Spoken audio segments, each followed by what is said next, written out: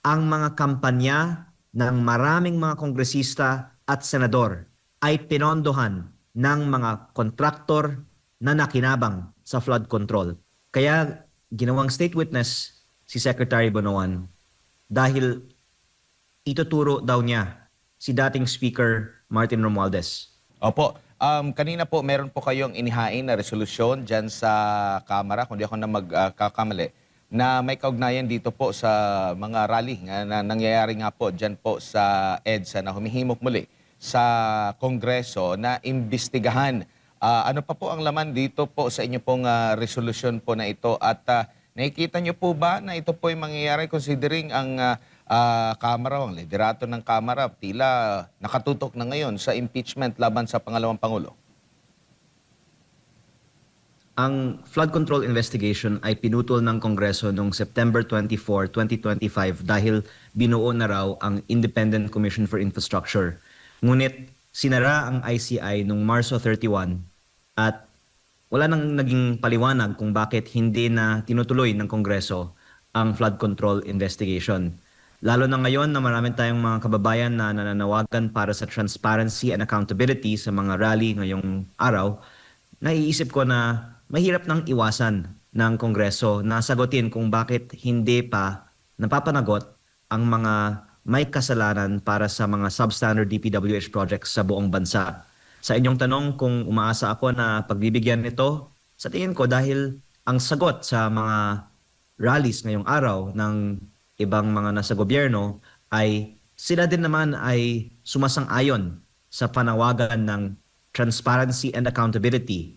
Dapat silang tanungin kung yan ay totoo, bakit nila hindi itinutuloy ang flood control investigations at kung bakit nila hindi na lang patunayan na hindi selective ang justice sa Pilipinas. Opo, matagal na po itong issue sa flood control po, Congressman. At hanggang sa kasalukuyan po, kayo po ba ay satisfied sa mga lumalabas po or talagang malinaw na meron talagang selective justice ito? Kasi ang napapansin po ng ating mga kababayan, tila mas mabilis po yung mga ibang kaso, lalo na doon sa mga kritiko ng kasalukuyang administrasyon. Kumpara doon sa mga kaso laban sa mga di umano'y nasasangkot nga dito sa anomalya sa flood control projects. Nagkaroon tayo ng pag-asa nung nag-hearing ang Blue Ribbon Committee ng Senado at inimbitahan ang 18 Marines. Ngunit marami sa atin ang nalungkot nung pinutol na ang mga hearings na ito at sa mga nakaraang mga linggo, nawala na sa balita ang flood control. Ngunit sa totoo lang, if I can share, natutuwa ako pag nababalik sa balita ang kwento ng flood control kasi ito ngayon ayaw mangyari ng mga nangurakot. At ang turn of events is ngayon napapag-usapan ito dahil sa naging press briefing ng Ombudsman kahapon na sinabi nga din nila na si dating DPWH Secretary Manny Bonoan ay gagawing state witness. Marami ay may mixed reactions dito pero at least sa media napapag-usapan ang flood control. Pero nalulungkot din ako na kinakasuhan ang ibang mga nagpapaimbestiga ng flood control katulad ni Senator Dante Marcoleta na ito ang isa nga sa mga dahilan na may mga rallies ngayong araw at ito'y ironic dahil ang ina-allege ay meron siyang mga maling natanggap na campaign donations. Ngunit ang isang allegation din ay marami sa mga nakaupo ngayon sa Kongreso at sa Senado ay tumanggap ng mga donations na nanggaling sa flood control. Ang mga kampanya ng maraming mga kongresista at senador ay pinondohan ng mga kontraktor na nakinabang sa flood control. Kaya ito po ang height of hypocrisy na pinakakasuhan pa si Senator Marcoleta na hindi naman tumanggap ng ganitong klaseng pondo. Ngunit ang iba naman ay actually ang kanilang mga kampanya ay pinondohan ng flood control.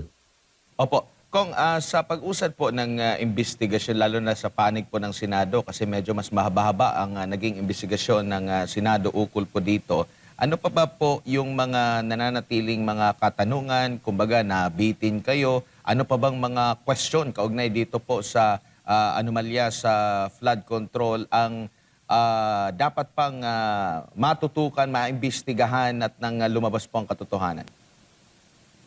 Unang-una, pwede kong bigyan itong Sige po. sagot na hindi din matatanggi ng mga nasa administrasyon. Na nung nagpakita si Secretary Bonoan sa Blue Ribbon Committee hearing nung January, dinanay niya na may kaalaman siya tungkol sa corruption sa DPWH. Ngunit ginagawa siyang state witness ngayon dahil umano'y nagpadala ng sulat ang kanyang abogado na willing na siya na magbigay ng karagdagang impormasyon. That's good news, at least insofar as we will learn more about the corruption in DPWH. Pero sana hindi pagtatakpan kung anuman ang kaalaman ni Secretary Bonoan at mabuti kung isiwalat ang kanyang mga ibinahaging impormasyon sa public hearings ng Blue Ribbon o ng Kongreso. Opo, kung tatanggapin nga at kung ito'y matutuloy na nga na magiging state witness po ang kalihim, ibig sabihin may mas mataas pa sa kanya na talagang mastermind po dito at hindi mas mababa po sa kanya at marami po ba sila sa tingin niyo po, Congressman? Exactly. And I think inamin ng Assistant Ombudsman kanina na kaya ginawang state witness si Secretary Bonoan dahil ituturo daw niya si dating Speaker Martin Romualdez. Ako po ay walang direct knowledge tungkol sa mga nangyaring umano'y anomalya sa flood control sa 19th Congress. Pero siguro kung bibigyan din ng pagkakataon ang ibang mga ituturo ni Secretary Bonoan, meron din silang iba pang mga ituturo. Kaya mabuti na tinatalakay ang mga isyung ito para sila-sila na lang ang magturuan at tayong mga mamamayan ay manood na lang. Opo. Kung magandang gabi po, si Jade po ito.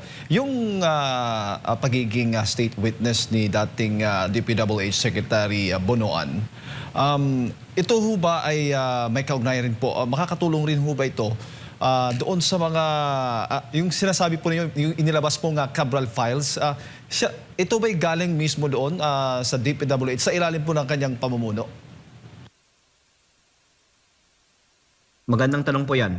Nakasulat po sa Cabral files na ang mga insertions ng mga kongresista at senador at iba pang mga opisyal ng gobyerno ay mga handwritten instructions galing kay Secretary Manny Bonoan. Nakakalungkot na hindi na maipaliwanag ni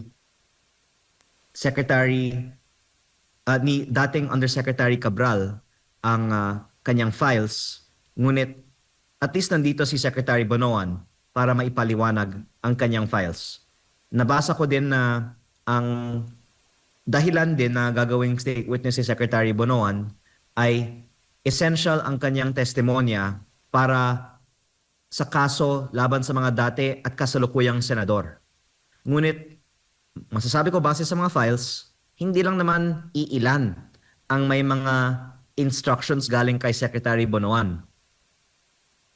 Karamihan ng mga kongresista at senador ay may mga proyekto na nakalink sa kanila sa files na ito. Hindi po ibig sabihin na may corruption basta nag-submit sila ng request.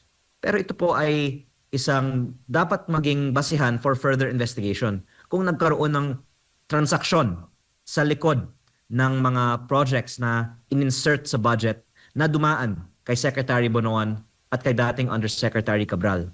At ang aking posisyon, kung gagamitin ang testimonya ni Secretary Bonoan para idawit kahit isang tao, dapat gagamitin ang kanyang testimonya para idawit lahat ng mga tao na nakapangalan sa Cabral files na meron handwritten instructions mula sa kanya. At hindi po niya maaari pong i-deny yung Cabral files na yan kung sakali man? Well, to add an answer to your previous question kung ano pa ang mga hindi pa nakumpletong investigasyon ng mga dating pagdinig sa flood control, hindi pa isinapubliko ng DPWH ang mga files ni Yumaong Yusek Cabral. At maraming ang mga umaasa na isa sa publiko ko ang kopya na meron ako. Ngunit nakakalungkot na pag may inilalabas tayo, sinasabi naman nila fake news. At sa aking palagay, maganda na hikayatin ng taong bayan na isa publiko ng DPWH ito. Kung may buburahin, may iilan sa atin na may kopya nito na pwedeng magsabi na may binura. Ngunit ang mahalaga, dahil state witness to be si Secretary Bonoan at umano'y tuturo siya sa iilan, dapat hindi selective at dapat gamitin ang kanyang testimonya para magkaroon ng accountability na para sa lahat. Opo. Yung Cabral files ho ba, kung na-authenticate na ho ba ito? Eh yun nga po ang hinihintayan natin noon pa. At sa totoo lang, inaasahan ko na dahil may ilang buwan nang nakalipas, magkakaroon ng update tungkol dito. Pero ayon sa mga public interviews, sinabi din ng ombudsman na ginagamit na nga ito para sa mga investigations nila, para sa mga dinawit na. Kaya ako ay actually nagre-react strongly pag nababasa ko ang mga balita tungkol sa mga kaso laban sa iilang mga dati o kasalukuyang senador. Kasi napaka-hypocritical na